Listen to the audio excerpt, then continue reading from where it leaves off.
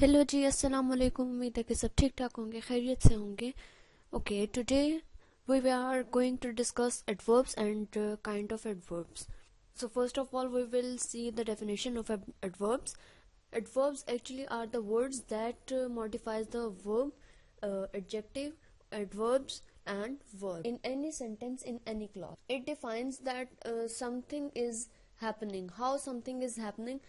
It can be the manner, it can be in the frequency, it can be the time, and there are so many different things that will tell about the verb, adverb and adjective.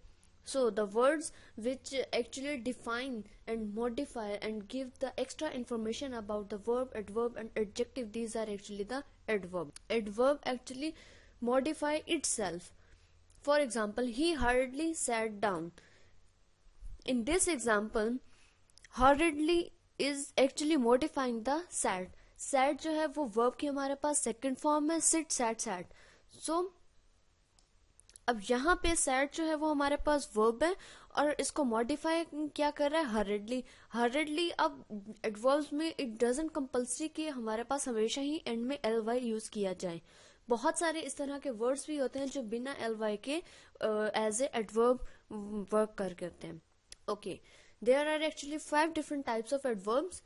Adverb of time, adverb of place, adverb of manner, adverb of degree and adverb of frequency. अब हम इन पांचों types को one by one discuss करेंगे, starting from the adverb of time.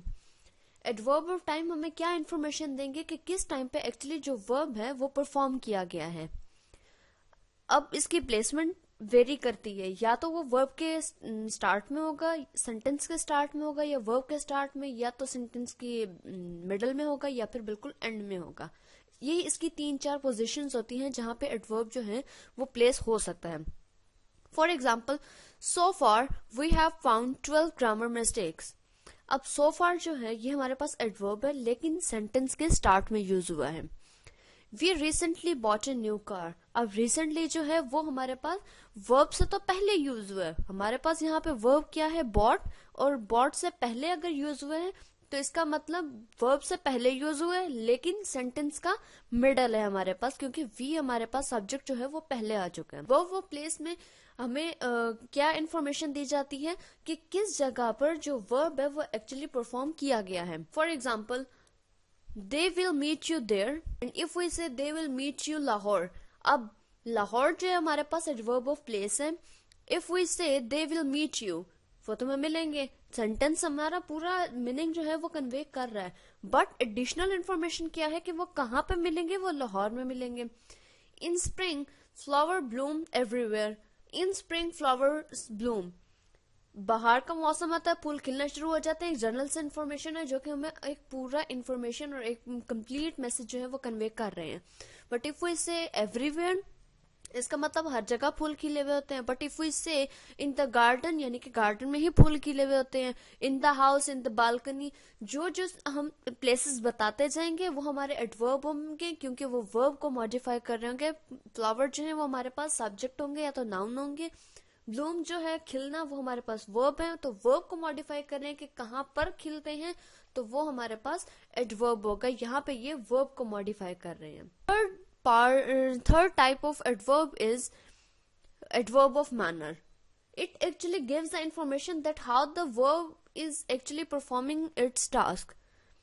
For example, he quietly slipped away. Quietly अब यहाँ पे क्या होगा, हमारे पास एडवर्ब ऑफ मैनर होगा. एडवर्ब तो है ही, लेकिन एडवर्ब की कौन सी टाइप है, adverb of manner.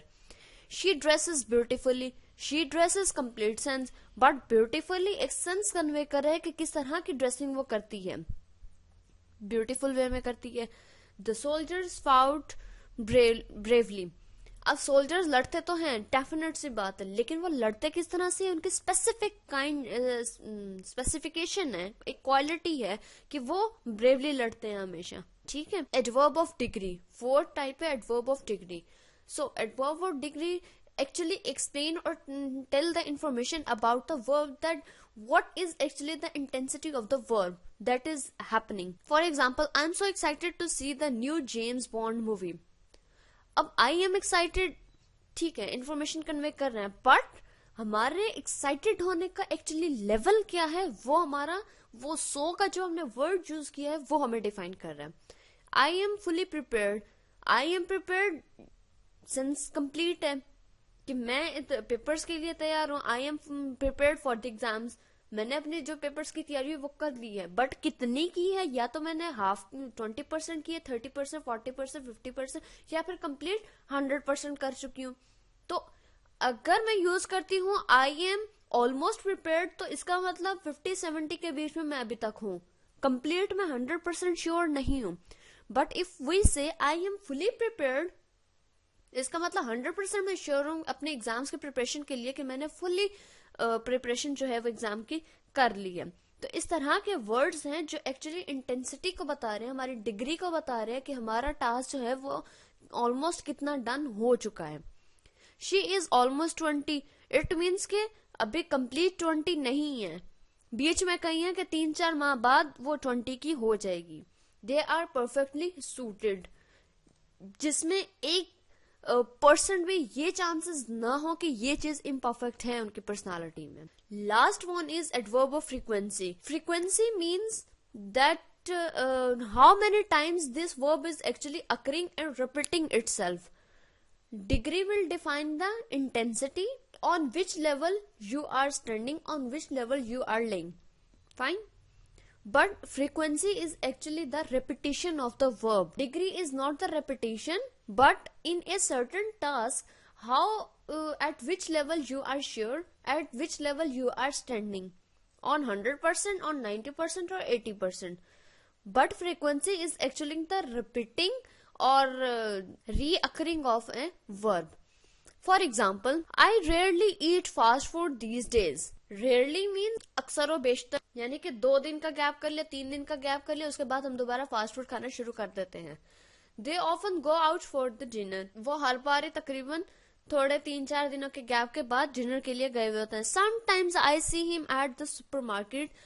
It means कभी कभार मैं उसे देखता हूँ, कोई 4-5 महीनों बाद वो एक आधा चक्कर सुपरमार्केट का लगा लेते हैं कि जब मैं उन्हें देख लेता हूँ. तो ये रीअकरिंग है ना, कि वो बार बार वो वर्क जो है वो उसको परफॉर्म कर रहे हैं. लेकिन किस तरह से कर रहे हैं, या तो वो बिल्कुल एक सीक्वेंस में कंसेक्यूटिवली वो उस वर्क को जो है वो रीअकर कर रही है, या फिर वो समटाइम्स हो जाता है, कभी कभार कोई साल में एक आधा बार कर लिया, या फिर वो आपके डेली बेसिस में वो एक रूटीन बन चुकी होती है.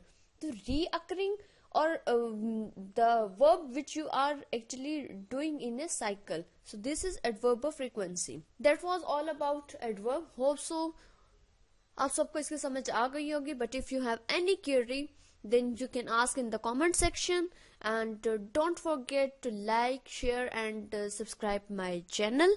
And please give your feedback in the comment section, and please tell about that on which topic you are actually want to make video. Thank you so much.